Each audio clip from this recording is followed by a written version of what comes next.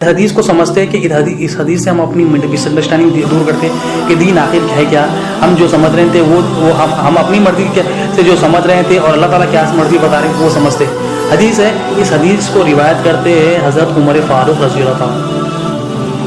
آپ فرماتے حضرت عمر فاروق رضی اللہ تعالیٰ, ایک مرتبہ ہم نبی کریم صلی اللہ علیہ وسلم کی خدمت میں بیٹھے ہوئے تھے, محفل میں بیٹھے ہوئے تھے نبی کریم سے. اچانک ایک شخص حاضر ہوتا ہے. وہ شخص کی علامت حضرت عمر فاروق رضی اللہ تعالیٰ بتاتے کہ اس کے کپڑے نہایت ہی سفید تھے, اس کے بال گہرے سیاہ تھے یعنی ڈارک بلیک, اور اس کے پاس سفر کے آثار بھی نمایاں نہیں تھے, مطلب وہ دکھ نہیں رہا تھا کہ مسافر ہے, اور وہ اسے کوئی پہچانتا بھی نہیں تھا, یعنی وہ شخص مدینہ منورہ کے بھی نہیں تھا. یہ 4 علامتیں بتائی کہ اس کے کپڑے نہایت ہی سفید, بال گہرے سیاہ اور سفر کے آثار بھی کچھ نمایاں نہیں تھے, اور مدینہ منورہ کے بھی نہیں تھے, یعنی کوئی پہچانتا بھی نہیں تھا. وہ شخص اب آتا ہے نبی کریم صلی اللہ علیہ وسلم کے پاس. نبی کریم اجنبی شخص ہے, نبی کریم صلی اللہ علیہ وسلم کے پاس آتے ہیں.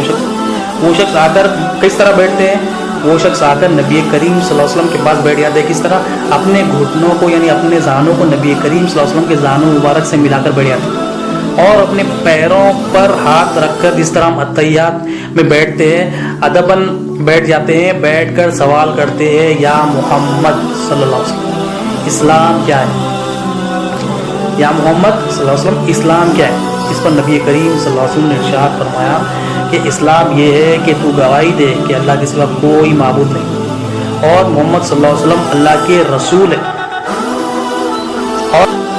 اور نماز قائم کر, رمضان کے روزے رکھ, اور زکوٰۃ ادا کر, اور استطاعت ہو تو حج کر. یعنی ارکان اسلام نبی کریم صلی اللہ علیہ وسلم نے گنوائے, کلمہ, نماز, روزہ, زکوٰۃ, حج.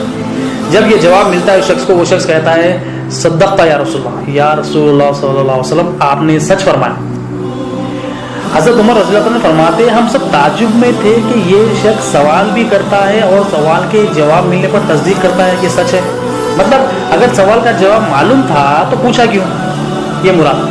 پھر وہ شخص دوسرا سوال کرتا ہے, یا محمد صلی اللہ علیہ وسلم ایمان کے بارے میں بتایا.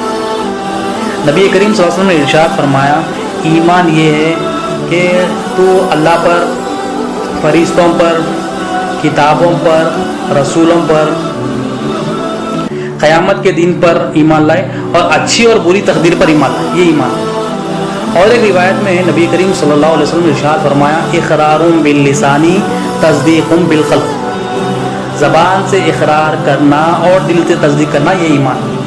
اس پر وہ اجنبی شخص کہتا ہے صدقت یا رسول اللہ صلی اللہ علیہ وسلم آپ نے سچ فرمایا.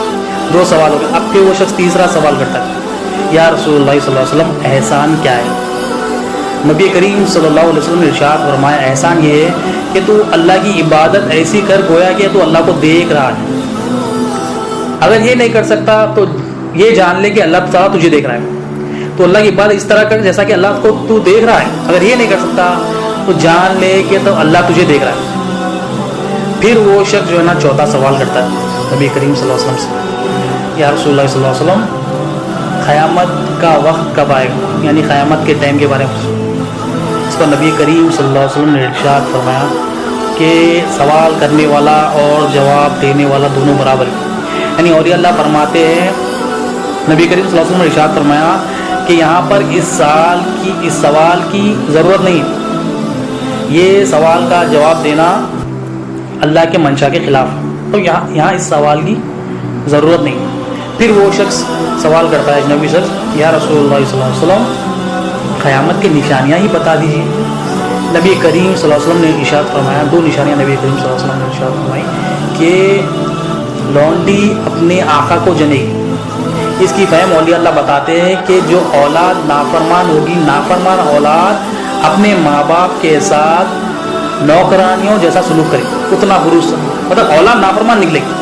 دوسری نشانی نبی کریم صلی اللہ علیہ وسلم نے ارشاد فرمائی کہ برہانے پیر ننگے بدن والے مفلس شروائے اونچے محلات بنا کر ایک دوسرے پر فخر کریں. تو 2 نشانیاں قیامت کی بتا دی گئی. پھر وہ شخص چلا جاتا ہے. پھر حضرت عمر رضی اللہ عنہ کچھ دیر کے لیے کھڑے تھے. نبی کریم صلی اللہ علیہ وسلم حضرت عمر رضی اللہ عنہ کی طرف مخاطب ہو کر فرمایا کہ اے عمر کیا تم جانتے ہو یہ شخص کون ہے. حضرت عمر رضی اللہ عنہ نے ارشاد فرمایا یا رسول اللہ صلی اللہ علیہ وسلم اللہ اور اس کا رسول بہتر جانتا ہے۔ اس پر نبی کریم صلی اللہ علیہ وسلم نے ارشاد فرمایا کہ یہ حضرت جبرائیل علیہ السلام تھے، تمہیں تمہارا دین بتانے آئے تھے، تمہیں تمہارا دین سکھانے آئے تھے۔ یہ اہم الفاظ جو نبی کریم صلی اللہ علیہ وسلم نے ارشاد کیا فرمائے، تمہیں تمہارا دین سکھانے آئے تھے۔ تو اس حدیث سے نبی کریم صلی اللہ علیہ وسلم کے اس الفاظ سے کلیئرٹی مل گئی کہ دین کیا ہے۔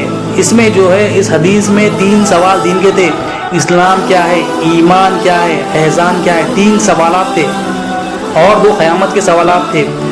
تو دین کیا ہے، 3 چیزوں کا مجموعہ دین ہے۔ اس حدیث سے ثابت ہوا کہ اسلام، ایمان، احسان کا مجموعہ دین ہے۔ ہم کیا سمجھ رہے تھے، دین بولے تو اسلام، اسلام بولے تو دین۔ اب ہماری مس انڈرسٹینڈنگ جو تھی اس حدیث نے کلیئر کر دی، اسلام دین کا حصہ ہے، پارٹ ہے۔ اس طرح ہینڈل سائیکل کا حصہ ہے، سیٹ سائیکل کا حصہ ہے، اسی طرح سے اسلام دین کا ایک حصہ ہے، ایک حصہ ہے۔ دوسرے حصے بھی ہے، ایمان حدیث کے مطابق، احسان بھی حصہ ہے، مگر اسلام کیا ہے، ایک حصہ ہے۔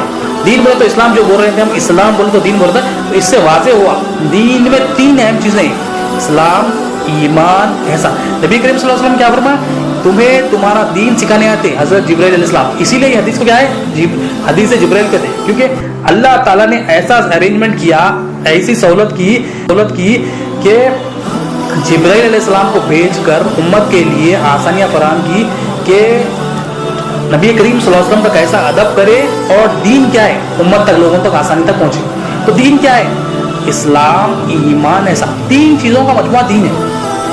اب اسلام کیا ہے، اسلام کا تعلق جو ہے نا جسم سے ہوتا ہے، ایمان کا تعلق قلب سے، دل سے ہوتا ہے، احسان کا تعلق روح سے ہوتا ہے۔ تو یہ جو ہے نا، اب ہماری جو مس انڈرسٹینڈنگ تھی کہ کئی لوگ جو کہہ رہے تھے کہ نماز ہی دین ہے، تو اولیاء اللہ اس حدیث سے بتاتے ہیں کہ نماز دین کا حصہ ہے، مکمل دین نہیں ہے۔ کیوں؟ دین میں 3 چیزیں، اسلام، ایمان، احسان۔ پھر اسلام میں 5 ارکان نبی کریم صلی اللہ علیہ وسلم نے بتائے، کلمہ، نماز، روزہ، زکوٰۃ، حج۔ تو نماز اسلام کا ایک جز ہے، پھر اسلام دین کا جز ہے، ڈویژن ہے۔ دین میں جو 3 ڈویژن ہیں، اسلام، ایمان، احسان، پھر اسلام کے ارکان ہیں کلمہ، نماز، روزہ، زکوٰۃ، حج۔ اس لیے جو کہہ رہے تھے کہ زکوٰۃ چیریٹی ہی دین ہے، زکوٰۃ ہی دین ہے، یہ حدیث کلیریفائی کر رہی ہے کہ زکوٰۃ مکمل دین نہیں ہے، جو چیریٹی آپ کر رہے ہیں وہ مکمل دین نہیں ہے، وہ دین کا حصہ ہے، اسلام میں ایک جز ہے وہ، اور اسلام دین کا پہلا جز ہے۔ جو کہہ رہے تھے کہ نماز ہی مکمل دین ہے، نماز اسلام کا ایک جز ہے، ایک ارکان ہے، اور اسلام دین کا ایک حصہ ہے۔ تو یہ جو مس انڈرسٹینڈنگ جو ہوئے تھے، اولیاء اللہ فرماتے اس حدیث میں تمام کائنات ہے، تمام حدیثوں کو جو ایکسپلین کر دی ہے، حدیث اتنی اہم ہے اولیاء اللہ کے پاس۔ اور اسلام کا تعلق جو ہے نا جسم سے، ایمان کا تعلق جو ہے نا قلب سے، احسان کا تعلق جو ہے نا روح سے۔ جو بندہ اسلام لا لیا وہ مسلمان، جو بندہ ایمان لا لیا وہ مومن، جو بندہ احسان لا لیا وہ محسن، جو اسلام، ایمان، احسان تینوں لا لیا وہ دیندار۔ تو دیندار کون ہے؟ یہ دیندار ہے۔ ہم کیا، ہماری انڈرسٹینڈنگ کیا ہے دیندار بول تو؟ دیندار بول تو ہم سمجھ رہے ہیں کہ بھائی کوئی داڑھی ہو، کپڑا ہو، اچھا جبہ ہو، اچھی ٹوپی ہو تو ہم سمجھ رہے ہیں دیندار۔ اولیاء اللہ کیا فرمان اس حدیث سے؟ دیندار کیا ہے؟ 3 چیزیں ہونا اس میں، اسلام، ایمان، احسان۔